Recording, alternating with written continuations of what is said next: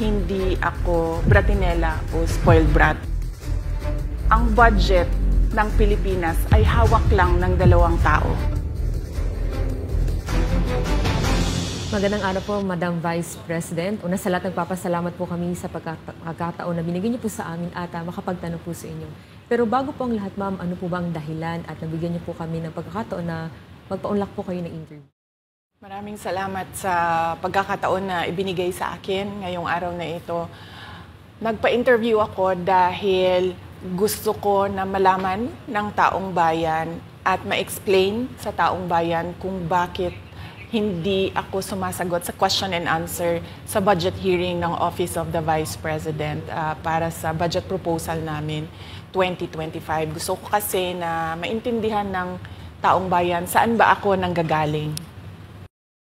Madam Vice President, sa mga nakaraang linggo po, naging laman ng balita ang naganap na hearing sa House of Representatives po para sa 2025 OVP budget. May mga nagsasabi na nag-asal bratinelya daw po kayo, lalo na sa House of Representatives. Hindi daw po kasi kayo sanay na matanong sa mga bagay-bagay, kaya ganoon na lamang po ang naging asta ninyo. Ano po ang reaksyon niyo dito? Sanay ako na sumagot sa mga tanong ng mga bagay-bagay. Kaya nga, di ba, nagbibigay ako ng mga interview, kahit hindi siya arranged na interview, mga ambush interview ng media kung saan nakukuha nila yung mga katanungan ng taong bayan. Sanay ako sa ganyan. At alam ng taong bayan na hindi ako bratinela o spoiled brat dahil kilala nila ako simula nung ako ay nasa Davao pa, simula nung ako ay mayor pa, hanggang naging vice president ako. Kilala ako ng taong bayan na hindi ko inaabuso ang aking power at ang aking authority sa lahat ng mga opisina na nahawakan ko.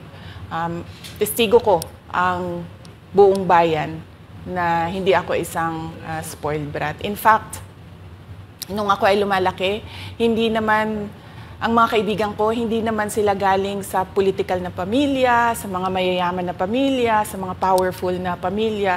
Sila ay mga ordinaryong tao lamang at yun ang kinalakihan ko. Isang ordinaryong environment ng isang ordinaryong citizen ng ating bayan.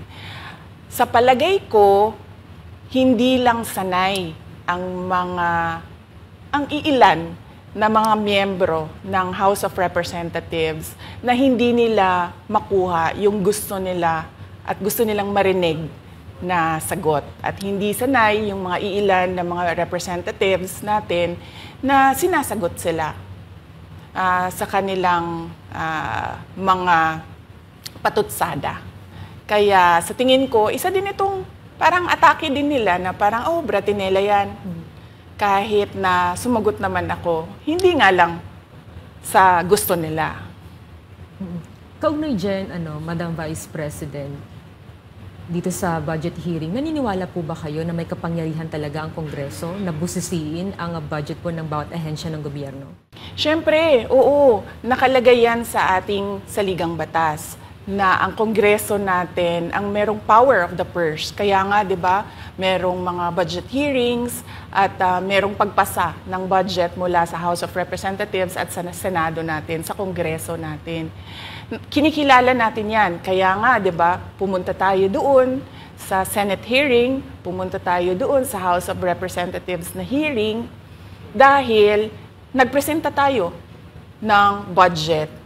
Ang ginawa ko lang ay sinabi ko, i-forgo namin yung question and answer na parte ng budget hearing. Pero kaugnay po dyan, Madam Vice President, hindi po ba dapat malaman din ng taong bayan para saan po ang pondo ng OVP? At saan po gagamitin itong panukala po for 2025? Yes. Napakahalaga sa akin na malaman ng taong bayan ang Office of the Vice President budget proposal.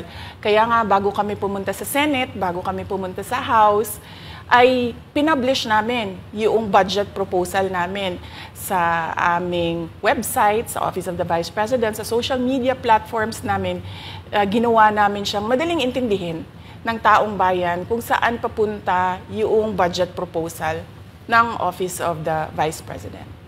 Ma'am, going back dun po kaninang sinabi nyo na yung ilang beses nyo pong sagot sa mga kongresista that you will forgo the opportunity to defend the 2025 budget proposal of the OVP and will defer to the wisdom of the Congress, bakit tila daw po iniiwasan ninyo?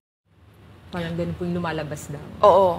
Kasi sinasabi ko pa ulit-ulit yon na sinasabit namin sa Congress ang budget ng Office of the Vice President at iniiwan namin sa Kongreso ang desisyon kung ano ang gagawin nila para sa Office of the Vice President. Kaya fino-forgo na namin yung question and answer. Unang-una dahil nakikita namin na ginagamit siya ng ibang mga miyembro, iilan na mga miyembro ng Kongreso para umatake sa akin dahil hindi kami magkasama sa politika.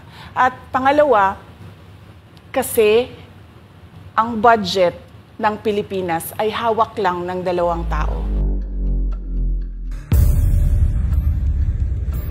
Isa yan sa mga rason kung bakit ako nag-resign sa Department of Education.